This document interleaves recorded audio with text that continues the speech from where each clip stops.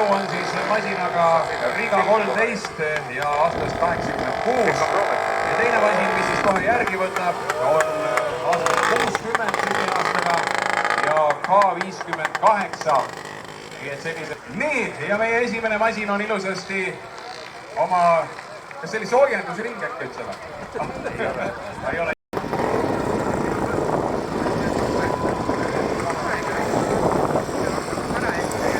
Nii tundub, et tõrumasin käivitamine plaanipäraselt ja võtab veel aega, aga siis on meil Reijo ja Jüri on nende kolmerattalistega, üks on siis K750, teine K650. Kõige viimasena rajale läheb, on sünniaastaga 1950, nii et 76 aastat vana masin läheb täna viimasena rajale.